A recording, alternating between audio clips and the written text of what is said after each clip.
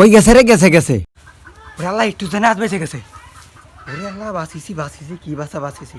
কি আপনারও কেমন হয়? নো টেনশন, নো চিন্তা। আজকের এই ভিডিওটি যদি আপনি দেখেন তাহলে এই সমস্যা থেকে ইনশাল্লাহ বাঁচতে পারবেন। আমি পুরো প্রসেসটি দেখিয়ে দেবো। আপনারা সতর্কতার জন্য হলো ভিডিওটি সম্পূর্ণ দেখবেন। আর যদি ভালো লাগে অবশ্যই আরও মানুষকে সতর্ক করার জন্য ভিডিওটি শেয়ার করে দিবেন। তো কি করতে হবে, এই দেখেন, এই যে আমার হাতে যে ধানটা দেখছেন না, এই ধানটা আর এই যে মেশিন, এই মেশিনের মিডিল পয়েন্টে ফেলতে হবে।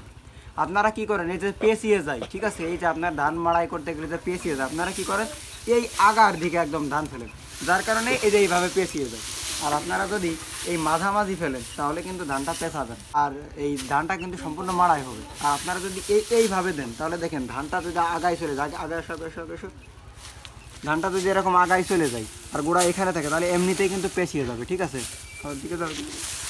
তো আমি আমি কিভাবে ধান মাড়াই করতেছি, এই যে মাঝখানে একটা ভিডিও দিচ্ছি, দেখেন।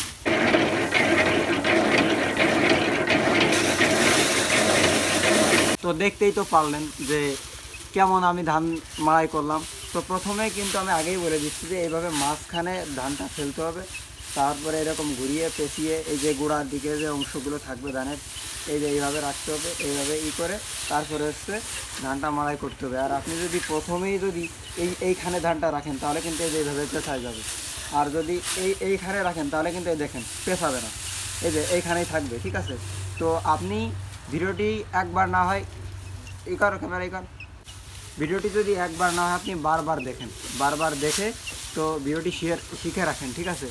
আর যদি আপনার ভালো লাগে অবশ্যই ভিডিওটি শেয়ার করে দিবেন। কারণ কি দেখেন, এই যে এই মেশিনেতে কিন্তু প্রতি বছর প্রচুর মানুষের ক্ষতি হয়। মেশিনে হাতে অনেক সমস্যা হয়।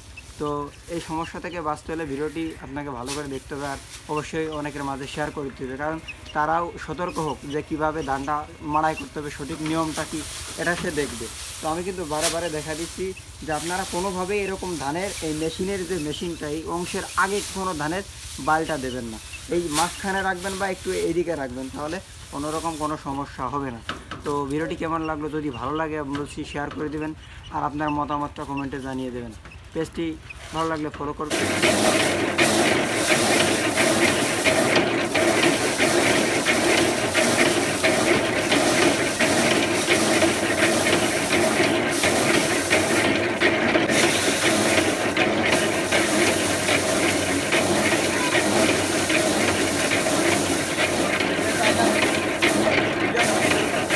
তো ইনশাআল্লাহ দেখা হবে অন্য কোনো ভিডিও।